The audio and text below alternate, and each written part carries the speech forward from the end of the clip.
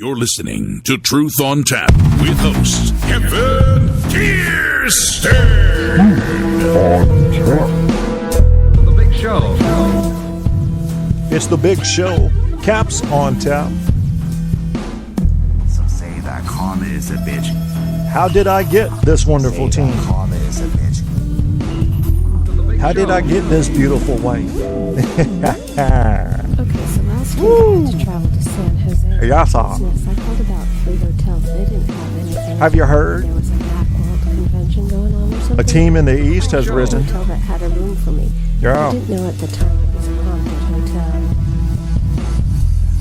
Tell you what, my friend that stayed in the haunted hotel in San Jose would have been far more scared if her name was Halak.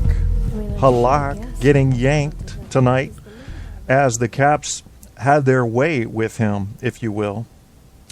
I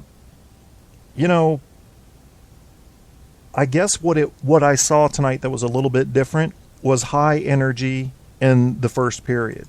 Not a tradition for the Washington Capitals, not in the last 10 years or so. High energy in the first period. You see, there's still something to not like about this game. Do you know what it is? I mean, here the Caps win 4-1. Here the Caps have just taken the lead in the Metropolitan Division. Here Alexander Ovechkin has just tied and will pass Alexander Steen for most goals scored this year. What would I have to be upset about?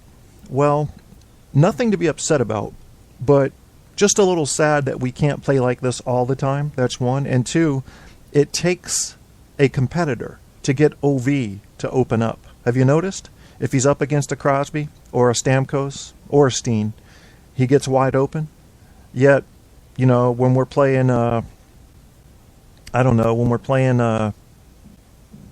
somebody like New York or, maybe Ottawa, you don't see him get all riled up. Maybe with the Canes, he'll see his old buddy and feel a little friendly Russian camaraderie type competition there.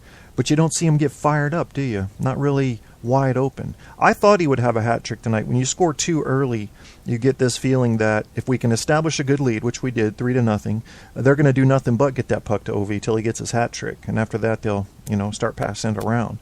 But that really wasn't the case too much in the second. And in the third, for the last 10 minutes, they did make a good 5 or 6 solid quality tries to get OV the puck so he could get his hat trick. But hat tricks aren't everything. Wins are everything. And OV will pass a puck if he sees an opening and he has a chance for a hat trick. He's not selfish that way. He does what the coaches tell him to do, and the coaches tell him to shoot a lot. So who could blame him? I won't. I can't. Capitals beating St. Louis 4-1. Did you get a look, Caps fans, at the shot counter? Did you get a look at that? We're going to pull up the box score here in a minute. Right now, actually, I'm going to pull that up. NHL box scores. There we go. Excuse me. And now, so what I'm going to do real quickly as I bring these up is I'm going to go ahead and read some of the scores around the league for you. What we are going to do, and I might need some help from you fans on, is to get in touch with me. Leave it on the Facebook page or come into the chat. And tell me where I might be able to get some player voices, like things they've said this week in the news, but be legally allowed to rebroadcast those. Because I don't know really where to look. Like, I know to go to CC Mixter for like copyright-free songs and things like that, but I don't know where to get news clips that I'm also allowed to broadcast legally. So if you have any input on that, or you have a friend that's really good with the copyright stuff, could you have them get in touch with me and just tell me about that? Because I'm going to download some like player audio clips from this week, things they've said, and then play them on the show. So let's go over some of the scores tonight.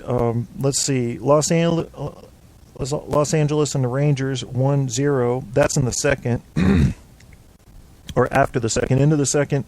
2-1 right now. Chicago over San Jose after the second. They're going into the third.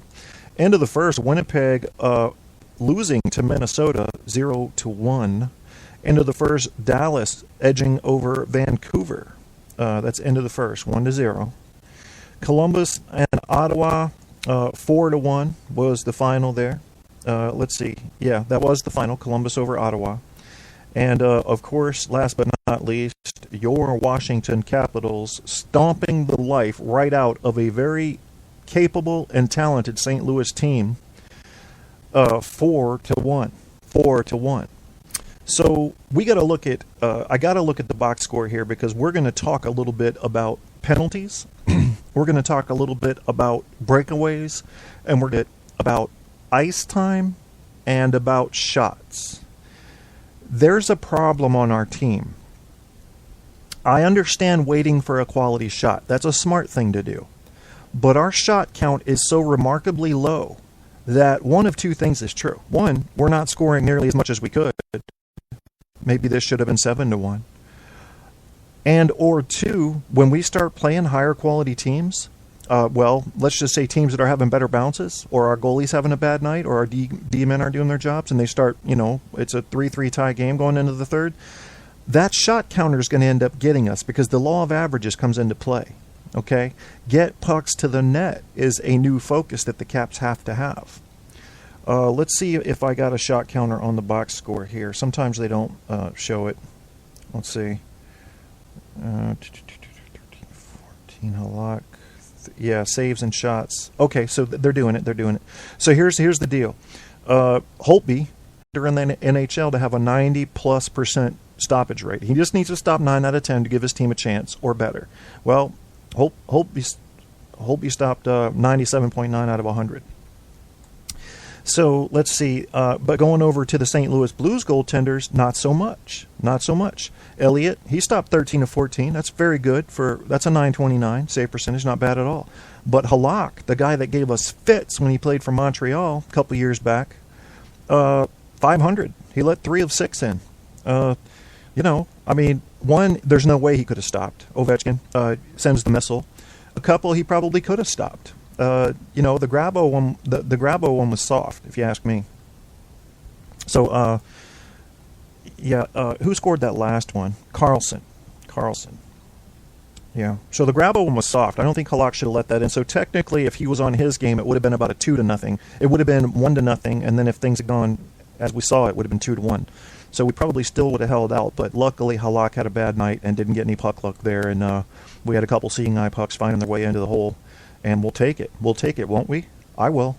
I don't care if it's pretty. This was a pretty game. Don't get me wrong. We didn't score garbage goals here, but if it's ugly, I still don't care. I'm looking at the W and the L. I'm looking at the ranking in the Metro Division.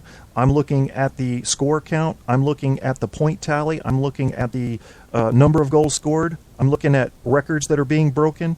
You're looking at somebody like a Chimera and a Wardo having the season of their lives. When you have third liners having their best season in their 30s, as far as age goes, something special is happening. Something special is happening. Separate lines are realizing that they can contribute equally. Not just be a follow-up, not just be somebody to put out on the ice when the good guys aren't out there. There's somebody that can get breakaways and score. You saw Chimera tonight. If he would have gone forehand, backhand on that, he would have scored against Elliott. No question about it. I think he's so fast, I think he sometimes outskates his thinking. That's all. And there's nothing wrong with that. He's having a beautiful season. Got no complaints against Chimera. Chimera is one of my backbone players on this Washington Capitals team. And as you know, if you've listened before, I have 5 backbone players right now. Actually, 5.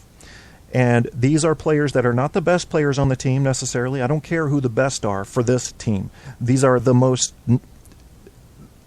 The best way I can describe it is this. What does a backbone do? It is the part to which all other parts are connected.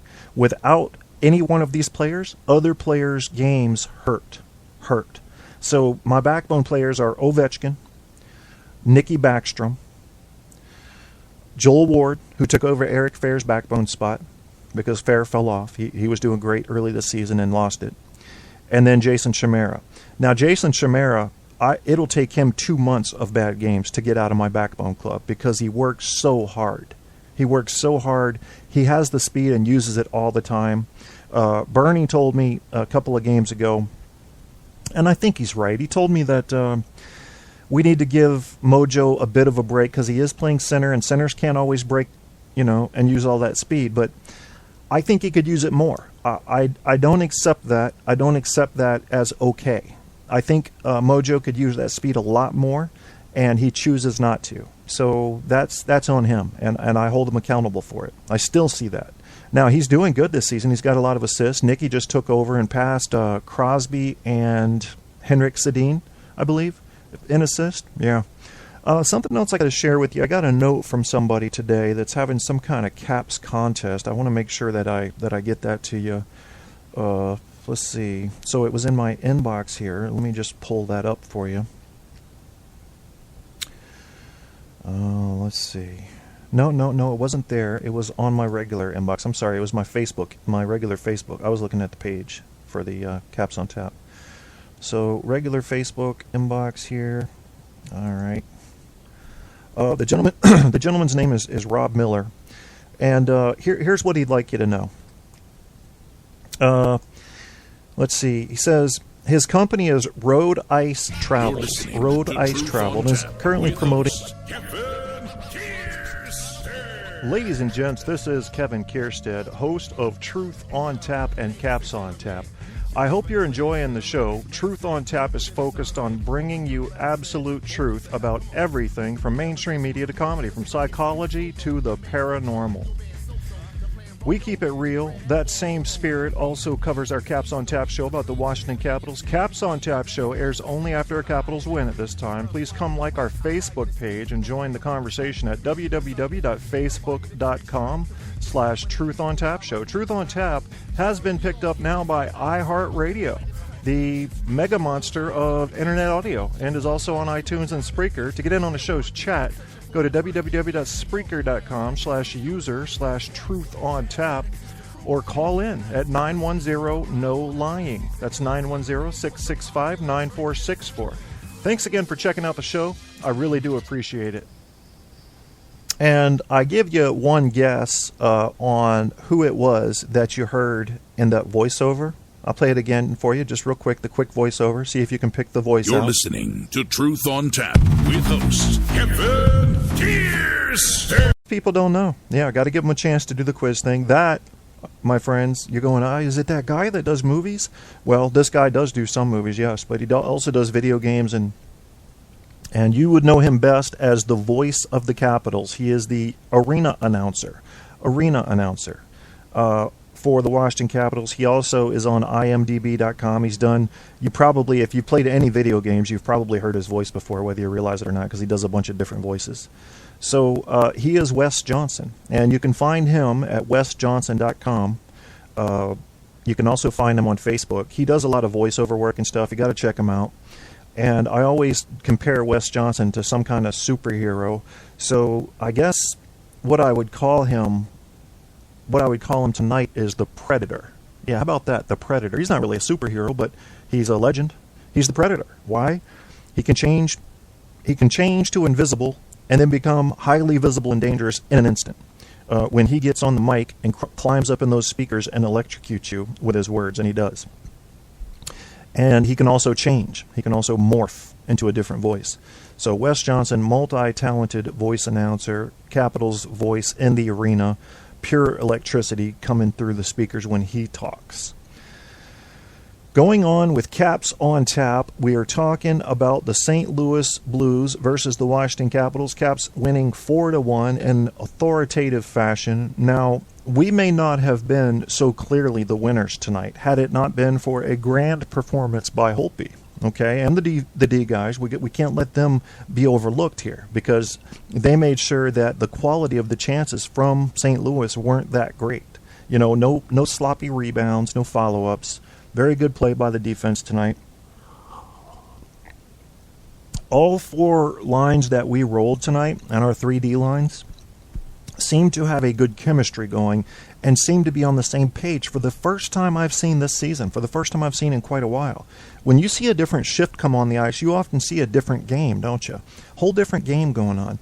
Go, oh yeah, that's the second line playing the second line. But tonight it seemed like everybody was on the same page. They were just new actors taking on the same roles. And I like seeing that because it's predictable, and it also gives the other lines a theme reinforcement, if you will. Here's what we're doing. We're passing tape to tape. We're not letting them set up in the zone for any longer than 30 seconds. We're getting it out of there after the first shot, never a second shot. Sometimes there'll be two, but they'll have to be spread apart by at least 5 or 10 seconds. No sloppy rebounds. We're doing this every shift. When we pass it out of the zone, we're not necessarily just going to go past the center line and dump. Unless we need a line change, we're going to skate it on in. We're going to skate it on in and try to set up a chance. Drag some D guys with us to spread that ice out a little bit. This was the playbook I saw them reading from tonight. And I have to ask myself, here's the problem for the Caps now. This is their problem now, not tonight. They just set a new bar for themselves, didn't they? We know how good they can do now when they're on. So, unfortunately for them, it is unfair, I'll admit. We're going to hold them to that. We're going to expect that every game, and maybe that's wrong. Maybe tonight was just a stellar performance. But we know what they can do now. They know what they can do now.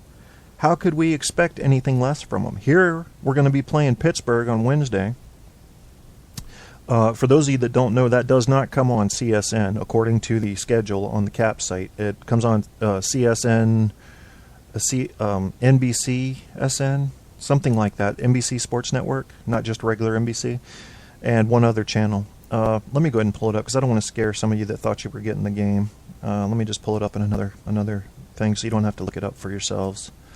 That's part of my job, giving you that Caps breakdown, let you know what's coming up. Cappity cap, don't talk back. Pulling it up now. Yep. Did we have another disconnect there? Yeah, we've had 2 disconnects this show. I hope it's still connected. That's kind of strange. I really don't like that. Yeah, it says we're still live, so okay. Kind of strange. Something going on with the network tonight. Let's see. What is going on here? Why can't I get to the Cap site? Alright, we're trying again. Alright, so we're on the Cap site. I wanted to tell you the channel that the game comes on, so that those of you with, you got cable or satellite or whatever, you'll know what it comes on.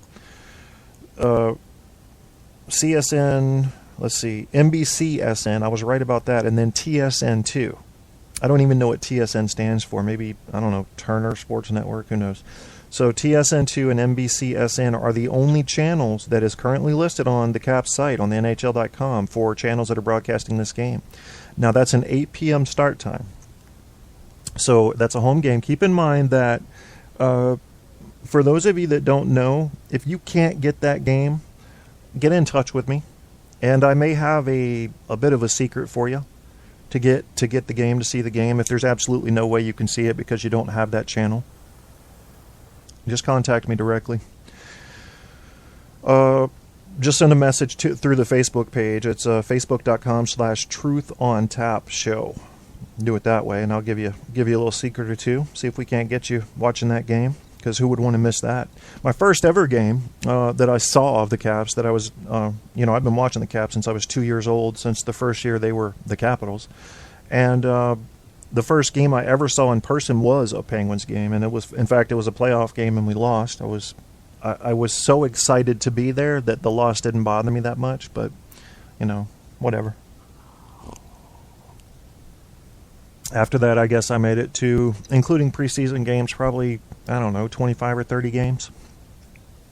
It became a routine thing as I made friends, and, half of them were season tickets holders, so they'd be like, I can't go to Wednesday's game, who can go? And I'd just get off work, and I'd be like, we have an hour left. I'd drive down to the Metro real quick and hop on out there near Springfield, or where was the other place? Near Alexandria, basically, and then hop up and get in there down to Chinatown, watch me a game. Or they would sell me something for really cheap, like $10 or $20, and I'd get, second level or even down. Got one time up there by the glass. So that was nice, man. That was really nice. I missed that. There's nothing like being at a hockey game. There really isn't. But there's also a certain relaxation factor you get when you're at home watching. You know what I'm talking about. It's a little bit different. You get to, you could sit around in your underwear, depending on your company. There's a comfort factor that you don't get at the game. There's a intensity factor you get at the game that you'll never get at home. It's electricity. You can feel it in the air. It's just powerful. Even when nobody's chanting or anything, and it's relatively quiet play, you'll find the crowd quiet when you're winning 4-1 or losing 4-1, won't you? Yeah, it's weird. Get a close game, they're always making noise.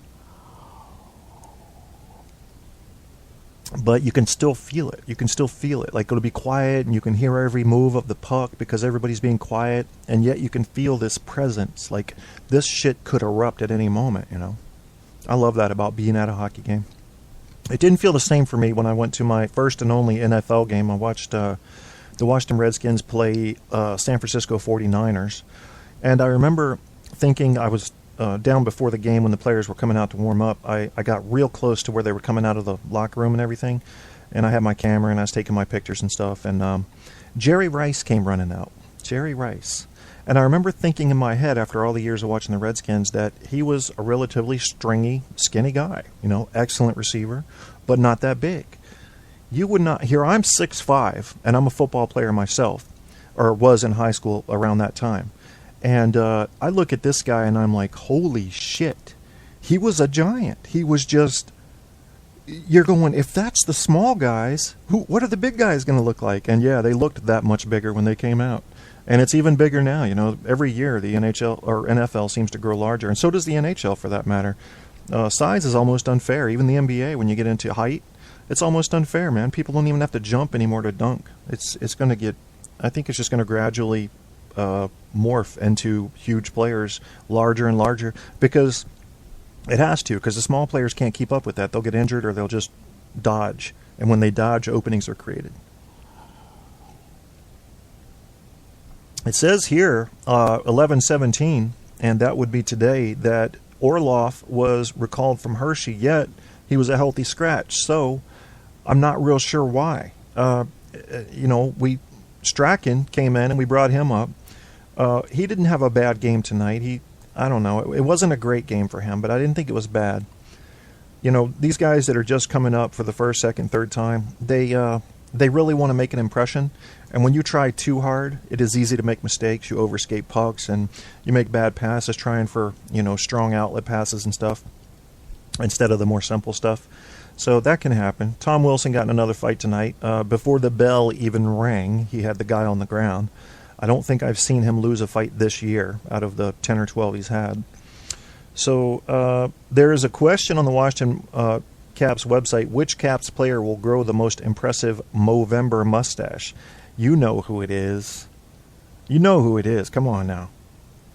If you go vote on it, you'll see who everybody else thinks it is. I'll give you a clue. But I won't tell you his name. I'm going to make you find that out.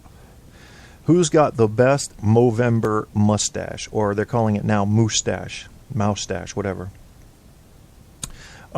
It's about as big and as shaped as a pair of Harley Davidson handlebars. Yeah, so see what you can do with that clue. I think that's the best. I mean, I guess it's all a matter of perception and opinion, but still. So looking at this box score here, let me make sure that we don't have any connection issues right this second. Just got to make sure that we're still broadcasting, because I have been plagued with issues of late, and keeping a close eye on it, and we're still good. So the box score, talk a little teen into the first, assist Nicky Backstrom and Oleksy. Now keep Backstrom's name in the back of your mind. Next goal, Ovechkin, backhand shot, assist Alzner and Nicky Backstrom. You see a pattern developing here? Okay. Grabowski, wrist shot, assist Chimera and Ward. Power play goal after the St. Louis goal, the single St. Louis goal by Sobotka, would be John Carlson. Wrist shot, assist, Nicky Backstrom, and Mojo. What do you see happening with Nicky Backstrom? You see a solid, dependable, reliable, versatile player break easily.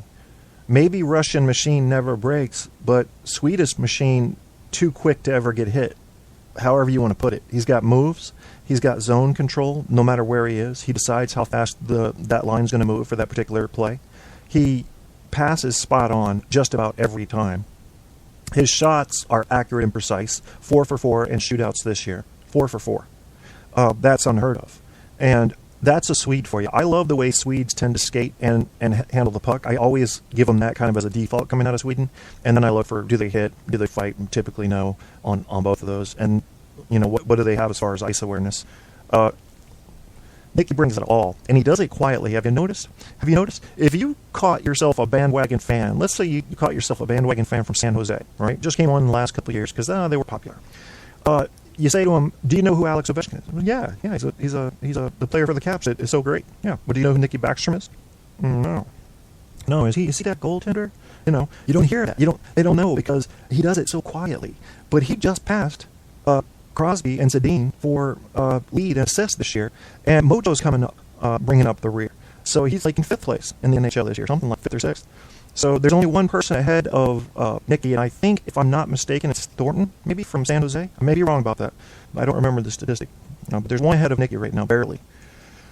Let's take a look. We did the scoring summary now. I told you that Saboka had the wrist shot and scored. It was a quick one. It was high. There was a partial screen set up. I don't know. Do you think Colby should have stopped that one? It was quick. That's all I can say about it. It kind of had the flavor of a Semin wrist shot. The assist there was Kevin Shattenkirk and Jay Baumeister. Now, then we had Johnny Carlson, as I said, with Nick Backstrom and Mo. So penalty summary. Now look at this. Strachan slashing, okay. Martin Erat hooking. Tom Wilson fighting. What's going on? All the Caps are going to the box. Aha. Well, at least we got one other going for fighting. Ryan Reeves. But what happened? He hit somebody in the back. Did he get called? No. Then Tom Wilson gets the roughing on top of the fighting for 2 minutes. So they go on the power play, and that's served by Yippee-yi-yay, Volpatty. Well, damn it. Where's the fairness on these calls? Saboka, finally, we get a couple going to the box, and then Alexander Steen. These are all in the second period. And in the third period, here we go again. Jason Chimera, 2 minutes, which was a fucked up call. Did you see that? Oh, my God. So Chimera goes crashing the boards, trying to pin a guy against the wall, hits the ref because the ref looks bad and falls down. He calls him for interference. What kind of bullshit is that? Look at the play. There is no interference there. The puck was right there. He can play the puck. I hate calls like that because that turned into a 5-on-3, and that call should have never been made. It shouldn't have. I don't know what they do to officials when they make mistakes like this. Do they have some sort of, okay, don't hire that guy again? I don't know. But they got to do something because that's ridiculous. Brooks Light, high sticking. That was a dumb penalty he took, and that was a good call by the refs. And then David Backus, interference and roughing, first against Nicky, and then against Nate Schmidt. Looking at these, I told you about the goalies. So Elliott stopped 13 of 14. Halak only 13 of 6. So look at the shots, man. We only got, 20 shots on goal to what? 47. We need more shots on goal. We need more shots on goal. Do you know why we don't have more shots on goal? It's not just waiting for that quality chance every time. There's nothing wrong with that to a degree, but we're taking it to the extreme. So there is something wrong with that. We need more pucks on net.